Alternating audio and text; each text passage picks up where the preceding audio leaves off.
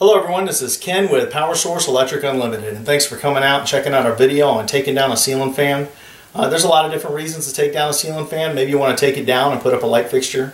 Maybe you want to add a new look to your room, a different color. Maybe that the fan is just broken and it needs to be repaired, and the cost to repair is higher than just buying a new ceiling fan and putting it up. So anyhow, we're going to take a look and show you how to take down a ceiling fan. Make sure that the mounting bracket, the mounting box, is in good shape to accept the new ceiling fan.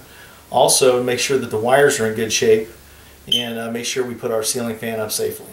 So let's get started.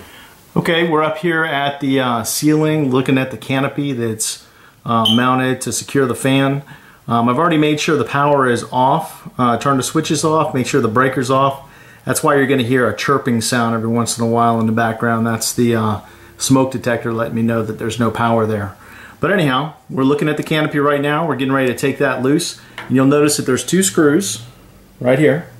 And there's two screws on the opposite side of the canopy as well. One screw will go right through a single hole, and one screw will go through a like a notch in the canopy, and that's to hold it so you can mount the canopy and then put the other screw in. So let's go ahead and take those screws out. Okay, so you're going to notice that I've taken one screw out, the other screw I loosened. I'll go ahead and get a closer look at that. And you see that notch that's up in that ring? That's so I can just slide the canopy down. So I've already taken the screw out the other side. I've loosened both of those screws that are in the notch. And we're going to go ahead and give it a little twist. And the canopy slides right down. See, there's our canopy. It's down. Now we have access to the wiring. And what I'm going to do is double check all the wires with my voltage detector and make sure that there is no voltage present in that box before I touch any of the wires. So let's get started with that. Alright, so here's my voltage detector. This is a Fluke voltage detector. It says on here voltage alert, but anyhow, voltage detector. Sometimes I use Greenleaf, sometimes I use Fluke. I like them both, but I'm going to go ahead and turn it on. And I hear that little chirp. And I see a little flash on the front there, but I want to make sure that yep, it's working. I'm going to check it in an outlet that I know that it's working in. That way, when I go to test the wiring, I know that my voltage detector is going to give me an accurate signal. So let's go ahead and test those wires.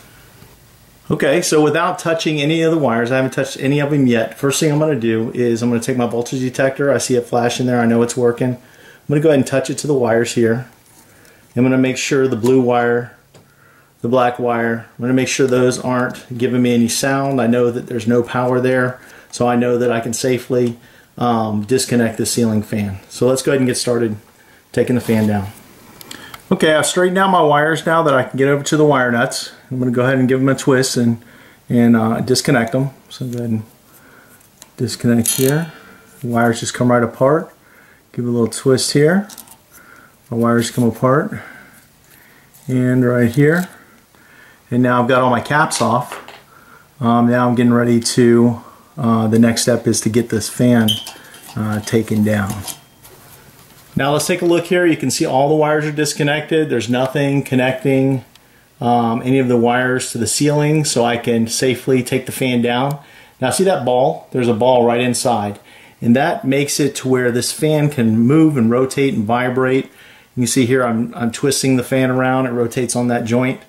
And all I have to do is lift the fan up and it'll slide right out of that area.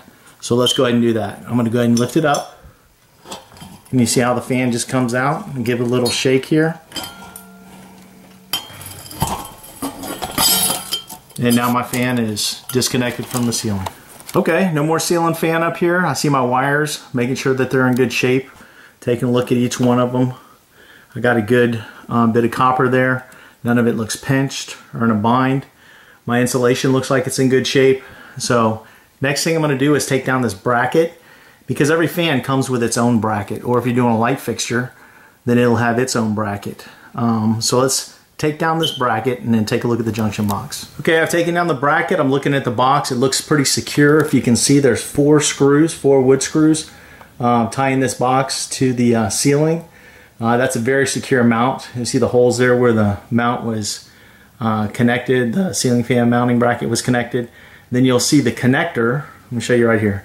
That's the connector where the wires come through. You want to make sure that's there because you don't want the wires going against the metal edge of the box. That's a plastic grommet, and make sure that that's intact because the vibration of the fan can cause the insulation to rub up against the metal and then eventually causing a short circuit.